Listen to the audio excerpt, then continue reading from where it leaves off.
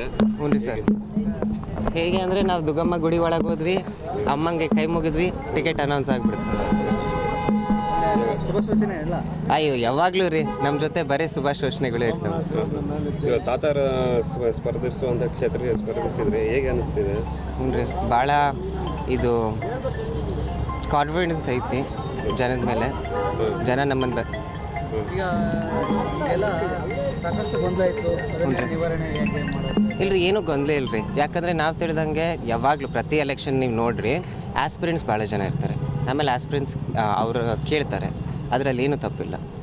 ಕೊನೆಗೆ ಪಾರ್ಟಿ ಯಾರು ಸಮರ್ಥ ವ್ಯಕ್ತಿ ಇದ್ದಾರೆ, ಯಾರು ಗೆಲ್ಬೋದು ಅವರಿಗೆ ಕೊಡ್ತಾರೆ, ಯಾರು ಊರನ್ನ ಮುಂದುವೈತಾರೆ ಅವರಿಗೆ ಕೊಡ್ತಾರೆ. ಕೆಪಿಸಿಸಿ ಅಧ್ಯಕ್ಷರು ಹೇಳಿದ್ರು ಸರ್, 2 ತಿಂಗಳ ಹಿಂದೆ ಸರ್ವೆ ಮಾಡಿದ್ದಾರೆ ಇಲ್ಲಿ ಗೆಲ್ಲೋರಿಗೆ ಕೊಡ್ತೀವಿ ಅಂತ. ಹ್ಞೂ ರೀ ಸರ್. ಇಲ್ರಿ, ನಾನು ಅದೇ ಹೇಳ್ತೀನಿ, ನೀವು ನ್ಯೂಸ್ ಅವರು ಸರ್ವೆ ಮಾಡ್ತೀರಿ, ಪಾರ್ಟಿಗಳು ಸರ್ವೆ ಮಾಡ್ತಾರೆ, ಜನಕ್ಕೂ ಬಂದು ಯಾರು ಸಮರ್ಥ ವ್ಯಕ್ತಿ ಯಾರು ಗೆಲ್ತಾರೆ ಅಂತ. ಅದಕ್ಕೆ ಸುಮ್ಮನೆ ಮಾತಾಡೋದ್ರಲ್ಲಿ ಏನೂ ಅರ್ಥ ಇಲ್ಲ. ಏನೈತಿ ಸತ್ಯ ಮಾತಾಡೋಣ, ಎವಿಡೆನ್ಸ್ ಮುಂದಿಡೋಣ. ಎಲ್ಲರೂ ಒಟ್ಟುಗೂಡಿಸ್ಕೊಂಡು ಹೋಗೋಂಥ ಕೆಲಸ. ಡೆಫಿನೆಟ್ಲಿ ಸರ್, ಎಲ್ಲರೂ ಅಲ್ಲೇ ಒಟ್ಟುಗೂಡ್ಸಂದ್ರೀವಿ. ಎಲ್ಲರೂ ನನ್ನ ಊರಿನ ಮಗ ಅಂತಲೇ ಹೇಳ್ತಾರೆ. ಈ ಸತಿ ಕಾಂಗ್ರೆಸ್ ಗೆದ್ದೆ ಗೆಲ್ತದೆ. ಅಲ್ಪಸಂಖ್ಯಾತರನ್ನೆಲ್ಲ ಭೇಟಿ ಆಗಿರಿ sir? Yes sir, yes sir. ಯಾರ್ಯಾರನ್ನೆಲ್ಲ ಭೇಟಿ ಆಗಿರಿ? ನಮ್ಮ ಸುತ್ತಲೇ ನೋಡ್ರಿ, ಇಲ್ಲಿ ಎಲ್ಲ ವರ್ಗದ ಹುಡುಗರು ಇದ್ದಾವೆ, ಎಲ್ಲ ವರ್ಗದ ಹುಡುಗರು ಇದ್ದಾವೆ. ನಮ್ಮ ಹುಡುಗರಲ್ಲಿ ಅವೆಲ್ಲ ನಡೆಯಲ್ರಿ. ನಾವೀಗ ಇವರೆಲ್ಲರ ಮನೆಗೆ ಹೋದ್ರೆ ಒಂದೇ ತಟ್ಟೆನಲ್ಲಿ ತಿಂತೀನಿ, ಅದರಲ್ಲಿ ಯಾವುದೇ ಭೇದ ಭಾವ ಇಲ್ಲ. ದಿನನಿತ್ಯನೇ ಇಫ್ತಾರ್ ಕುಡಿದಾಗ ಎಲ್ಲದರಾಗೂ ಭಾಗವಹಿಸ್ತಿದ್ದಾರೆ. ವಿಶೇಷವಾಗಿ ಅಲ್ಪಸಂಖ್ಯಾತ ಸಮುದಾಯದವರು, ಅಹಿಂದ ವರ್ಗದವರು ಕಾಂಗ್ರೆಸ್ ಪರವಾಗಿತ್ತಂತ.